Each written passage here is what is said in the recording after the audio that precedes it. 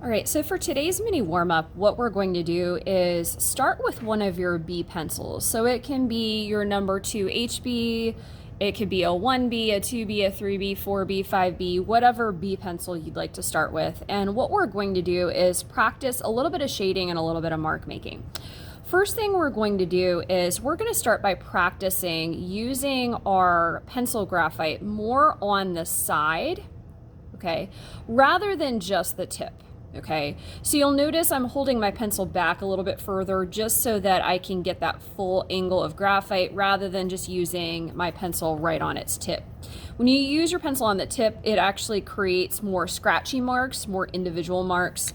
When you use it more on its side like this, you have a more smudgier sort of blended line. Okay, and that's, I think, a little bit better for the shading that we're going to be doing. Okay. Now, what I'm going to do is I'm going to practice what we learned last time. Okay, so I'm going to just do a very typical dark to light. Okay, so again, I'm just holding my pencil back a little bit further and I'm pressing hard with my pencil, letting up to medium pressure, letting up to lighter medium, lighter pressure, and off. Okay, so something like this. If you weren't here last time, just make sure that you get the hang of doing this. Okay, so hard,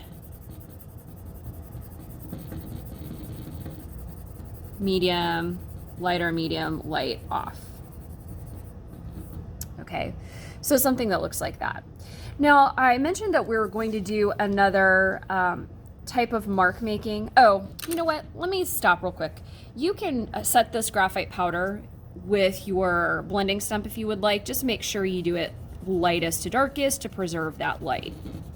And it creates a more smudgier value. Clean it off before you do the second one. And again, we're using the blending stump on the bevel, okay, not on the tip. We would use it on the tip if it were a smaller area, okay? So that's kind of your blending with your blending stuff. Now for this next part, we're going to do the same thing with dark to light, but I want us to do different types of mark making. Now the goal with this is to, even though our pencil is going to switch direction or make different types of marks, we don't want individual marks to be visible.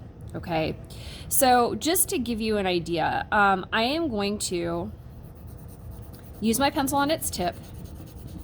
Okay, and what I'm going to do is start to switch directions with this. So I'm using my pencil on its side. I'm starting to switch directions. See how it all just sort of looks like one value though.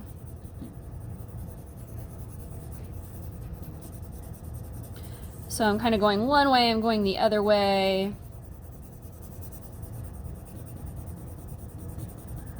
I'm gradually getting lighter as I go down. But because I'm using my pencil on the side, it just sort of looks like a patch of shading. Okay, and I'm getting lighter as I go down to lightest and then off. Okay, so I'm gonna do one more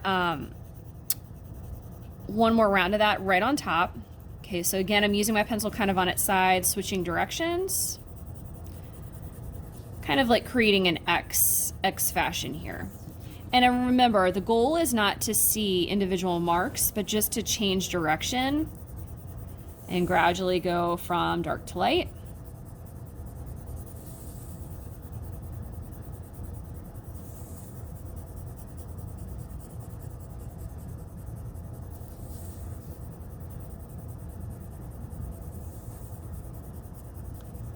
Lighter and off. Okay, so even though I went from like dark to light here, and I changed directions with my pencil, I was going this way, the angle this way, angle this way, you can't see the individual mark making. Okay, so that's the second exercise. And again, I can set my powder with my blending stump. Okay, clean it off first. All right, light into dark. And if yours didn't get a whole lot lighter, I'm not going to worry about it too much, okay? Now, the last one that we're going to do mark making wise is we're going to make these little tiny ovals, okay, with our shading, all right? This is actually called scumbling, all right? So it's just a way that you can create mark making and create value, right, or your shading. And so what I'm going to do is I'm going to create a whole bunch of these, okay? Again, I'm using my pencil on its side, and I'm going to attempt to do a dark to light. I'm going to build this up until it gets the darkness that I want, semi-dark.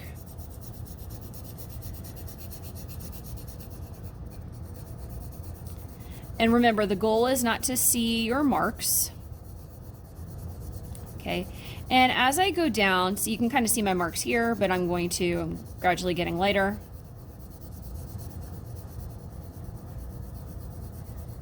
Making these little ovals, okay, and again, just adjusting my pressure, overlapping. Hold your pencil on the side, that's the game changer.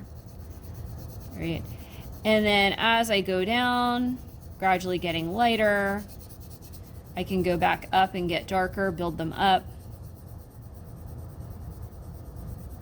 But if you use that pencil more on its side, see how you can't really tell my individual marks.